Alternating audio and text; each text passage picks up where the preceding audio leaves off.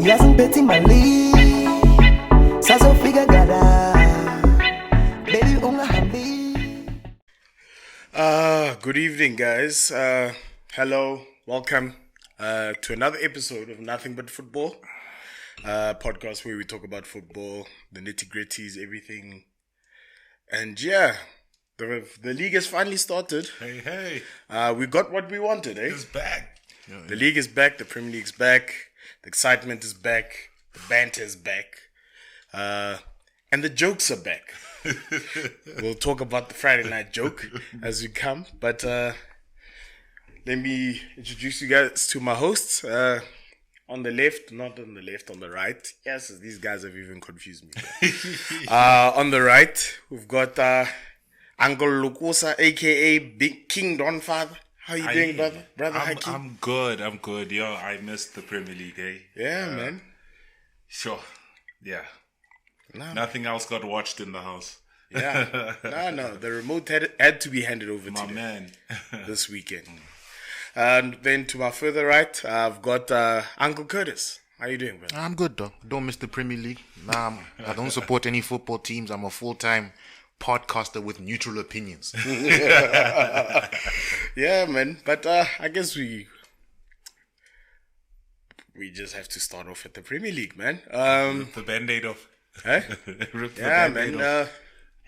Some would say ripping the Band-Aid off, but I think it's a nice, healthy way to start. I think we kind of expected such news. But let's actually get a start with the fixtures. I think the first game was Arsenal versus Brentford. They're even confusing me, bro. These guys can't even get names right, bro. We'll start with the Friday night game, and that was at Brentford. And that was 2-0 to Brentford. I don't even know these guys' names. Sergio Canos scored, and Christian Norgard. See, we're even getting introduced to new guys. Hey. Obviously, no response from us as a team.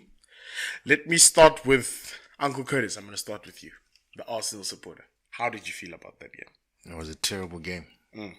I'm giving Arteta 3 more games, man.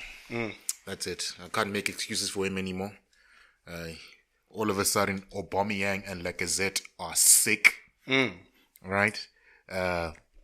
It reminds me of Emre and Ozil vibes. He's not available because he's sick. And then it doesn't. To make things worse, the player that you freezed out now in Ozil the previous year goes and scores in the opening weekend in the Fenerbahce game where he was balling. So I'm starting to feel the toxic thing was the manager, because when I watched that game, we dominated the game. We had more possession. We had more everything besides goal-taking threat. So what are we doing with the ball? This man is just playing tiki-taka, passing from side to side, crossing on the line, and everybody knows that's his tactic now. It's not like we have Andy Carroll in our team who go and bombing headers. And our players are more...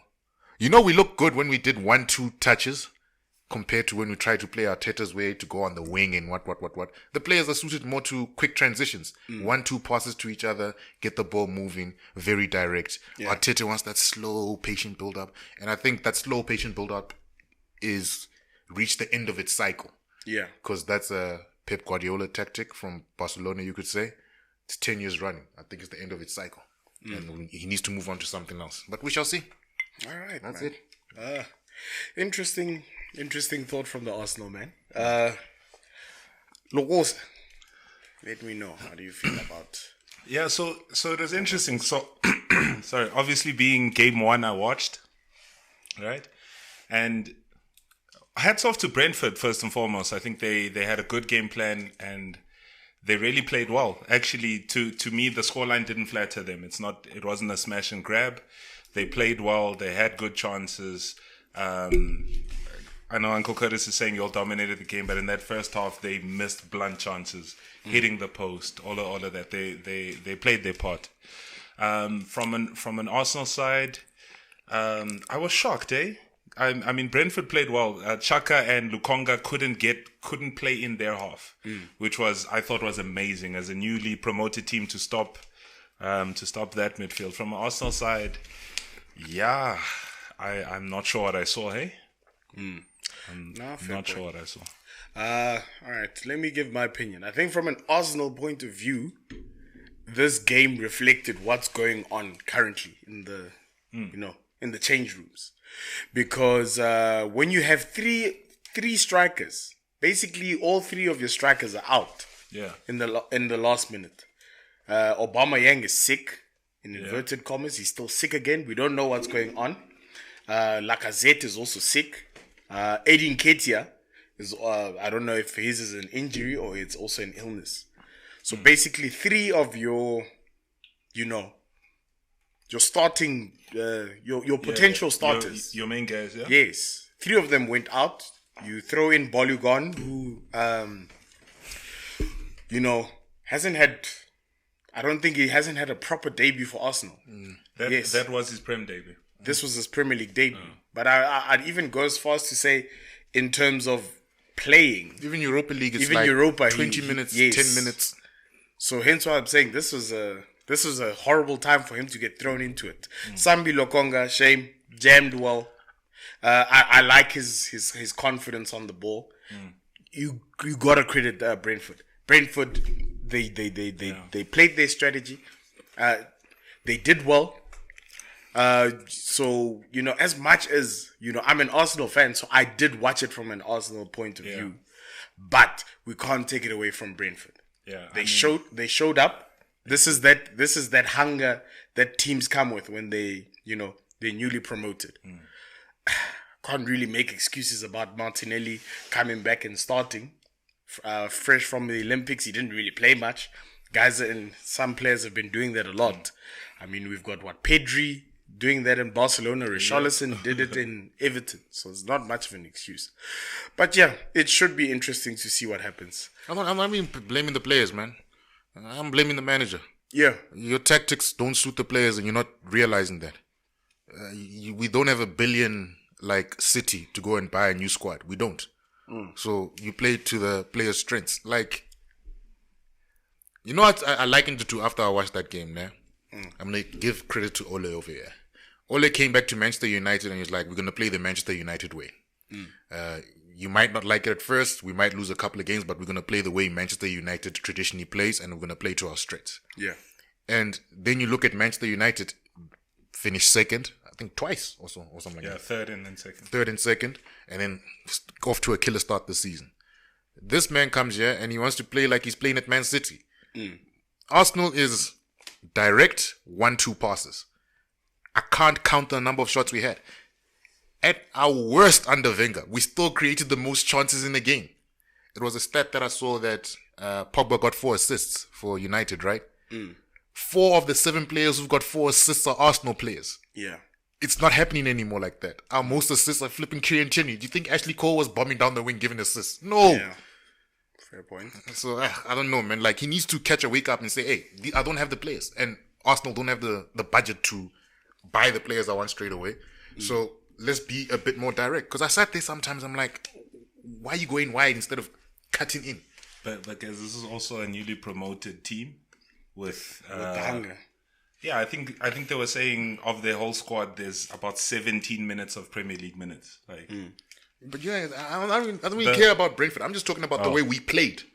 It was disgusting. Like, there was no desire. There was no, let's move it wide. Move it wide and do what? Cross it to Martinelli, who's like what?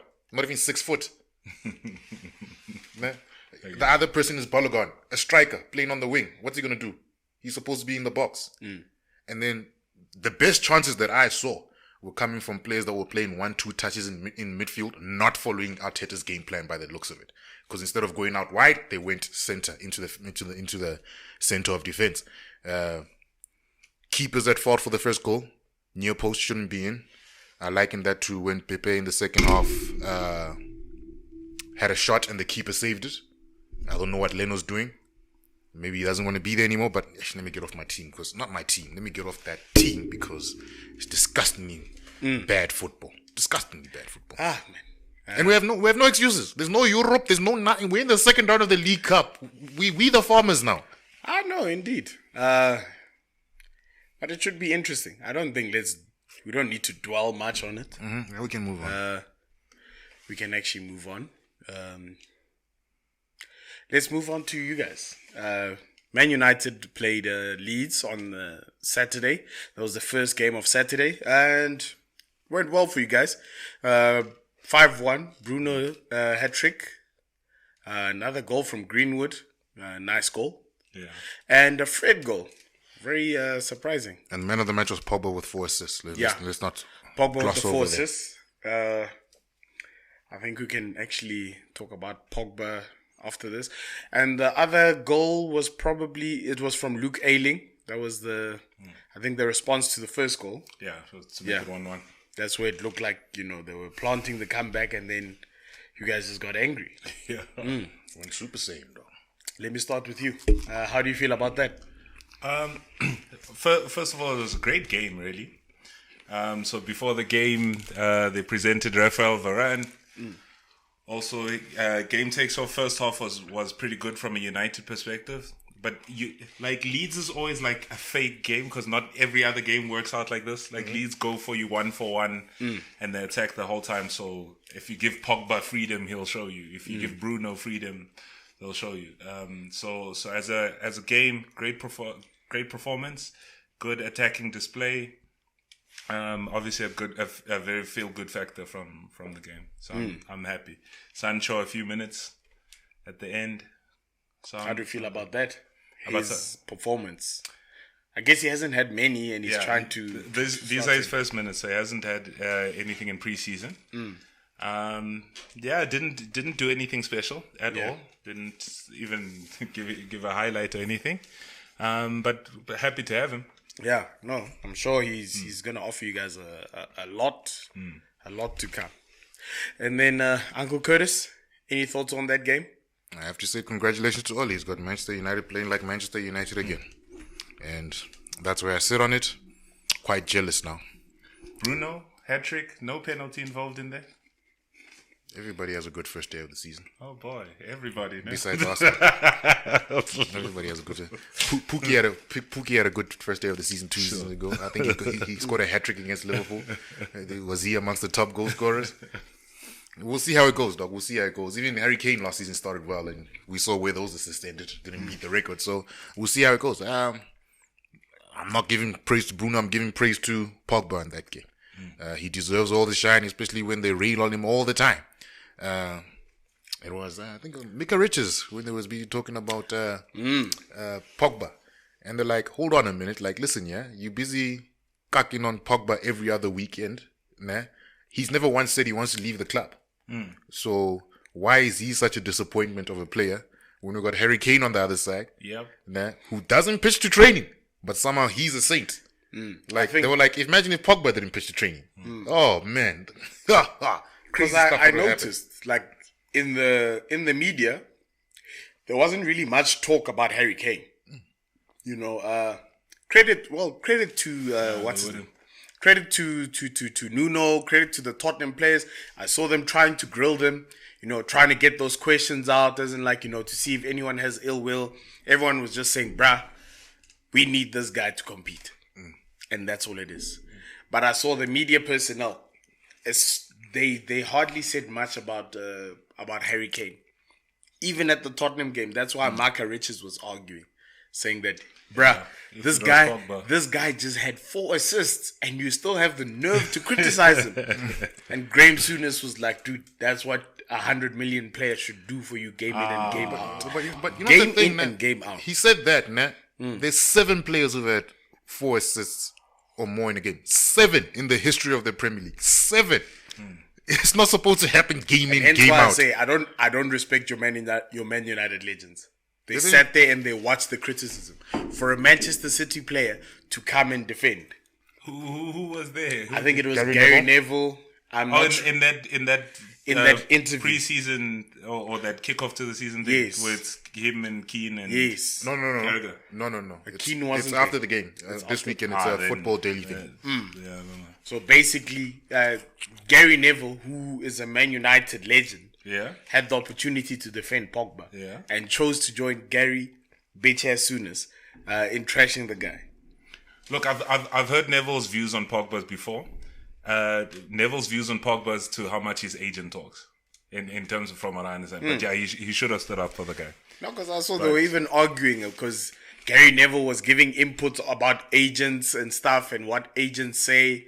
And I think it was Michael Richards who raised it. Dude, like... if your agent speaks, you're not going to come out and like, clarify. how do you know? Like, you're not going to go and, if your agent speaks, the guy who's getting you money, you're not going to slam him in public. You're going to slam him behind closed doors. And you also don't know what the agent's technique is. Yeah. And it's one of those things, man. This is also the same guy that best interview Harry Kane. How you want to leave? How much? You get what I'm saying? But it's also one of those things of we've never heard Pogba once say he wants to leave. Why is he treated like he's not a professional? He's always at training. Nah. Yeah. The time he was injured, there was upset. He went to his brother's wedding. Yeah. Quality play, guys. That pass for Greenwood's goal. Oh, bruh, all those passes. Sure. No, listen. Nah, that one for Greenwood, and Greenwood did it justice. Yo. I still want him to go to PSG. Pogba. Yes. Hey, listen, go at the end of a free transfer if you give us that. That's what I want. I want him to do so well this season. Or at some point, just say, I'm going. After giving these... If PSG were gangsters, they'd do it this season. After he gives you those 4 assists and gets rolling. Then those guys will know what they missed. But nonetheless, let's leave it at that. I think let's move on to... We'll move on to a big club game. This was Chelsea versus Crystal Palace. And... Chelsea actually took that 3-0. This was at is it Selhurst Park, the Crystal Palace. Was it not at the Bridge? Oh, sorry, it is at the Bridge. But it's Crystal Palace Stadium is Selhurst Park, right? Yeah. Now I'm reminding myself of this knowledge, bro. We haven't You're rusty. So yeah, Chelsea took that with goals from Marcus Alonso, Christian Pulisic, and Trevor Chalobah. That was a special goal. Shame. He scored that goal. It was like one of those long range goals. And then after he scored that, he like broke down into tears. It was his first debut game at Chelsea. Yeah, well, Premier League game. Lucas, let me ask you, how do you feel about that performance from Chelsea? Yeah, good performance. I sort of I didn't expect 3 goals. I was expecting 1 or 2, but I obviously fancied Chelsea to keep a clean sheet. Good performance. I think it looked more of last season, as in the structure still sort of similar. They look a stable team. Obviously, there's the shadow of Lukaku about to come in. Oh, I think he's gonna bomb. But I think that's gonna make this very interesting. Yeah. But from Crystal Palace side, it was Vieira's first game, new squad in that, and you're playing against the Chelsea team. I didn't expect much from them. Yeah, shame I also didn't. But a good start from Chelsea. I mean, after winning the Super Cup. After winning the Super Cup. Penalties. Yeah, but yeah, as Lucas said, it's a new squad. that squad was decimated. Who left? Gary Cahill, Andros Townsend. Yeah. Like 8 first-team Van players. Aanholt. Like 8 first-team players left. Like, I'm not expecting miracles from the first 10 games from Vieira over there. If he can have his job by December, I'll judge him going forward from there. Yeah. Once we start seeing the style of play that he wants for the team. But the first 5-6 games, I hope he has easy games in between there just to get a couple points. It's a good season if he doesn't get fired, actually. Yeah. that's it. Because even last season, Crystal Palace, not like they finished in the top half. So if he doesn't get fired and he survives the Premier League season, he's got another transfer window in Jan and next year to build the squad that he wants. Yeah. And then we can judge the quality of the manager after that. And he's been signing young boys. He needs to. Yeah. Because it's even one of those things of he's got Europa League experience. So it's not like he's a novice of a manager now. He's got that European football experience. He's got extensive knowledge against playing different types of opposition. He just needs to survive this season, I think. If he survives this season, he could do something because, as you say, Lucas, he's signing young boys. He's like, I give you a chance. To tell you the truth, with managers like this, they normally get a lot of help / sympathy from many managers. Like, I look at Lampard at Derby County. You know, they'll have that agreement, doesn't the young talent that needs to develop. I feel as though this guy might get some help in terms of loans. I remember that we wanted to give him Reece Nelson. I think that would be a nice destination for him to go. With them losing Andros Townsend and them needing some strikers. But from a Chelsea point of view, solid performance. Noting that this is not really their first team. This was kind of an experimental team. So to put out a solid performance like this. Ziyech got injured in the Super Cup. Ziyech out, Kai Havertz rested. Lukaku not in yet. Kante injured. Lukaku still coming. Ben Chilwell still on a holiday. Is he? Like Harry Kane? I think he was on the bench, wasn't he? Interesting. So Harry Kane is the only one that have you guys noticed that? That Harry Kane is actually the only one who's on this extended holiday. Yeah. I wonder what excuses they'll make, because I'm going to start looking to make sure that all the England players played. But yeah. They did. Don't even Saka played, dog. So, yeah. Saka played. I saw Declan Rice played. Most of the guys played. Sean Maguire played for us. So, I don't know what they're saying about that, man, but we shall see. We shall see. And also with Patrick Vieira, I think he will get a lot of loan signings from top clubs. Legend at Arsenal. Man City liked him. Juventus, a respected footballer. Juventus liked him. Big in France. He might get good loan deals from quality players from some of these top clubs. France you mean from their squad? Because if he was the manager in the Championship, yes, he'd be getting good youngsters on loan. But in the Prem, that means you need to loan him El Neni. No, but I'm saying he'll get... You know what I mean? He'll get or the likes. I'm saying you don't have really those You'll many get good a players. You'll get a young El Neni from managers. Because obviously, they're looking for a place where, guys are guaranteed to play. And I think looking at most of these teams, I think Crystal Palace is the shakiest team here.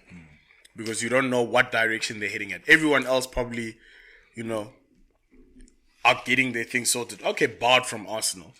But, yeah. But it should be interesting. I'm trying to look to see what big teams we can talk about. But I think let's actually start with the Everton. Let's show Everton some respect this season. Show love. So we got to show Everton some love this season. I mean, they've got a quality manager. They've had two quality managers in the past 2 seasons. They started off against Southampton. And that game went 3-1.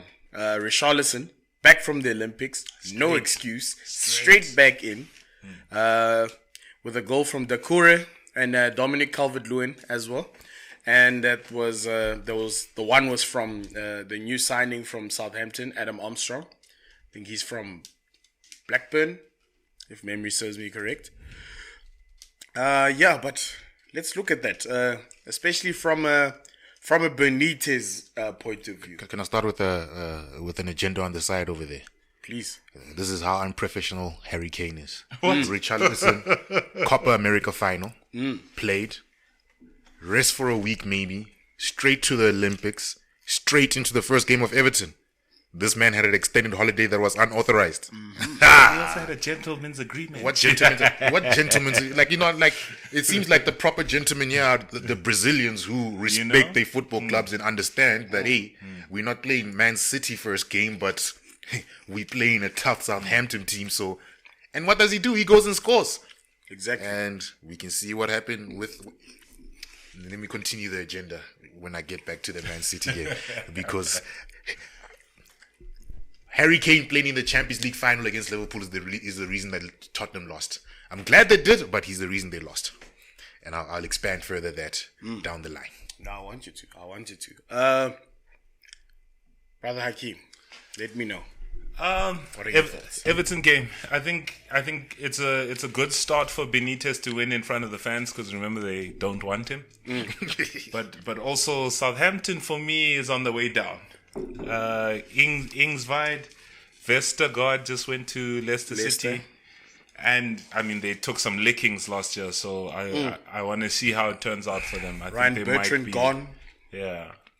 Because Bertrand also went to Leicester. Also went to Leicester. So I want to see how it turns out for them, because, they go under the radar. And I think I'm looking now. These guys don't really have any significant signings. What's his name? Southampton. They don't really have any significant signings. It looks like they just said, well, they did what Southampton does. We'll trust our recruitment system. Well, again, except Adam Armstrong. He's a... But where do they goals come? Is Armstrong a striker? Yeah. Okay. Decent striker. Che Adams, decent player, works hard, but I mean, they stayed up a large part from Danny Ings' goals. Yeah, absolutely. But my point from an Everton side, well, Everton had a strong team last season, so you can't really fault them. The additions to the squad, Damari Gray, Andros Townsend. I think Andros will probably be one of those, experienced heads that you need in the team. 4-4-2. Yeah. I think they'll be all right this season. So yeah, man, good performance from Everton, really. And where's Moises Keane? Is he back at Everton or? I think he's still at. Is he still at PSG? Because It was on loan. It was a loan, so it should be done. It might have been a 2-year loan. Oh, okay. So he's gonna learn off Messi. Nice. Yeah, that was probably a 2-year loan. If these guys aren't careful, PSG will just say, "Hey, bro, why don't you run that boy here, though?" And there's gonna be no resistance. But yeah, Well, he will be comfortable on their bench, I suppose. yeah, fair. Yeah, man. But looking to the other fixtures on the Saturday, it was Norwich going up against Liverpool. I need to catch up on these stadium names. I don't even remember what is it. Vicarage Park. Bird Park, Carrow Road. Yes, Carrow Road. I knew it had some weird, Bird Park. some weird birdie name. But yes, they played at Carrow Road, and they got 3-0. Goals from Diogo Jota, Firmino, and Mohamed Salah. Shout out to my African brother there, Salah. So he's now the first guy to score in 5 consecutive opening days. Oh, okay. Or opening games of the Premiership. So shout Good out for to him. Africa. No, good for the guy. I think he also got an assist as well. 2. Oh, 2. Okay, respect. I took the money gamble. How many golden boots is he on? 1 outright and 1 shared. Okay. Oh, okay. How old is he now? Salah must be 28, 29. Let me check. 29, Nah, he must be. I think he must be like 29. Okay. I'm just checking, man. I'm 29. 29. Turning 30. Oh, okay. No. Oh, geez, no, he's 29. Sorry, my bad. But yeah, looking at that, guys, what does this say about Liverpool? What it says about Liverpool is they'll have a better season than last season because I mean their players are back. Van Dijk still looks rusty, but I mean there's so much benefit of having him. I mean even just on the ball, Van Dijk gets the ball and he hits a quick pass out to the wing. That crossfield of Van Dijk. Liverpool have been missing that in itself also. So good performance from Liverpool. I mean, no one ever expected anything in this fixture from Norwich, but Yeah. good result for Liverpool. Yeah, it's a good start, man. But we'll see after game 10 how the team is playing. Because, then you'll start seeing if it's the same team of before Van Dijk's injury or not. First game of the season, we expect big teams to win besides Arsenal because they do Arsenal things. Now, so if they can keep up this, I don't know when their first tough game is, Liverpool. That's when I'm going to judge them. If memory serves me correct. And also with Champions League and what coming in very soon after September, that's when the real football is going to start for me. But yeah, we shall see, man. We shall see. Let's see. I can't take any credit. It's a 3-0 win. To tell you the truth, the only concern I'd have about the Liverpool game would really be from the point of view of Henderson. He wasn't anywhere in the squad. There's been talks of him, being sold, possibly. I think that's the only concern. As in, if Liverpool sells this guy, who do they rely on? I will be shocked. But I heard if Klopp they got get rid of it. got involved there to resolve that situation. Because I don't think Klopp is a stupid enough manager to say, let me get rid of one of the most experienced players in my squad after my midfield is basically being decimated. They've been calling everyone contracts now to say, hey, don't go. Because think about it, Wijnaldum is gone, that's a superstar gone. Shaqiri gone, that's a good rotation play for you gone. Then you're going to be left with injury-prone Keita, injury-prone Chamberlain. Who else in that midfield? Fabinho. Fabinho, fine. Fabinho's resting. But you get what I'm saying? Like, Fabinho's racing, but like with Thiago, he's a proven quality player, but not in the Premier League as yet. Jones, Curtis Jones. And then you're going to get rid of Henderson. I don't like him, but he's a workhorse. So I don't think he's that stupid of a manager. Only the Arsenal manager's that stupid. Okay, yeah, because I'm looking at the Liverpool's next fixtures. It's they're playing Burnley next week, Chelsea away, Leeds away, Crystal Palace, and Brentford. That Chelsea game is key. Yeah. How they play in that Chelsea game, the way Chelsea are, it will show us who the true title contenders are. It'll be a big statement indeed. Especially with Lukaku in there. If Lukaku goes there and bullies that Liverpool defense, it's over. Hey, Lukaku could debut against you guys. I'm not worried about him. Eh? Watch him score a hat trick against us. I was like, that's so brazy. I'm saying because historically he doesn't score much against us, man. Sure. But because I said it, watch him score a hat trick. Now I was gonna say the funny thing with us now that we've lost, there's panic about signings. Because best believe, if we had beaten Brentford, I believe our manager would have probably laid back with his hands, all confident, like he just beat Real Madrid or something. But yeah, I think... But y'all's next games is Chelsea Yeah, City. it's Chelsea.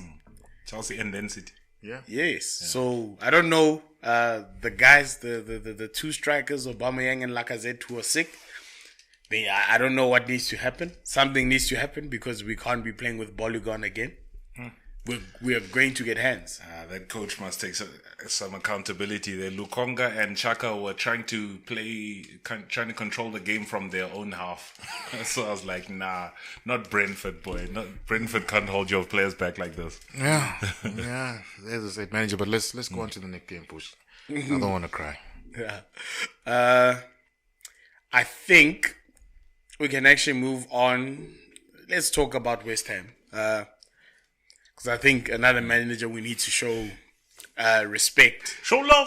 We need to show love. We need to show love to David Moyes. I mean, what he did last season, even though he didn't qualify for Champions League, he fought until the end. So we need to give him respect. They qualified Europa, no? Yeah. They're in Europa. So they went up against Newcastle. They played at St. James's Park. And in that game, that was a very close game. It ended up being a 4-2 to West Ham. It was a 6-goal thriller. Newcastle actually played well. I think they took a 2-1 lead first half and then I think came back West Ham. Those were goals from Aaron Cresswell, Said Benrahma, Thomas Soucek, and Michail Antonio. I don't know. What does this say for you? So West Ham had a good season last season, and this season I don't really know what they've done in the transfer market, but they're not really going to keep up, in my opinion. So I think top 8 still a good season for West Ham. I'd be shocked if they're struggling anywhere lower than that. I think it signs that they'll have a decent season. No, fair point. Uncle Curtis. I have to say about West Ham. Let's get Jay Lings back. That's all I have to say about it. Bring back Messi, Lingard. But I can't think of... I think they'll struggle with Europa League. They'll go and lower England's coefficient over there. And then all of a sudden, like Scotland, they'll have to qualify to get into the Champions League via that 4th spot. You know what I'm saying? Because a lot of these teams, bread and butter, there's a Premier League and they don't have big enough squads to be able to compete when European competition comes along and stuff like that. So we'll see how it goes because, hey man, Eastern Europe is not nice to go to when you have to travel that far and get kicked by a bunch of racists. What you call this thing? Czech Republic people. Now that fans are back, they haven't seen black people in long. Guys are gonna go mad though. They're looking forward to chanting their latest slurs. Antonio will not like it there in the Czech Republic. It's a terrible thing to say, but these are facts of life.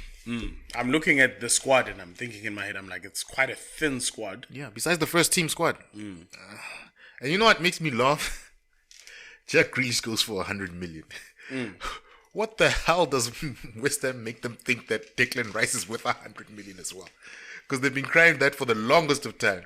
And then somebody said, have you noticed how nobody even is blinking an eye at Declan Rice because of the price tag? They're on some, what? No, okay. We'll find another CDM. I remember Man United asked, and then they said 100 million. We got bitten with Fred. No, you guys are just like, what? 100? Let's go look somewhere else. Because you know how I look at it now? If a midfielder like Partey has a 50 million release clause, what makes Declan Rice 100? With no this will be his first European game. In fact, his first European game was the Euros. Yeah. Né? This will be his first European game at club level, but you're telling me 100? I don't know what drugs these guys are on. You gotta respect them for their ambition, bro. You gotta respect them for their ambition, man. Yeah, man. That wraps up the Saturday games. So I think let us take a break. Maybe just get the beverages and whatnots refilled, our little snacks plate and all that. And then we'll come back. We'll talk about the Tottenham versus Man City game and any other arbitrary things we've got on our mind. And our disgusting performance in the fantasy. Yes. You started slow on purpose just to make you feel good. Bruh, no one should come last. Someone had to take that responsibility. And guess who did it? Nothing but football. Yeah. Shout out.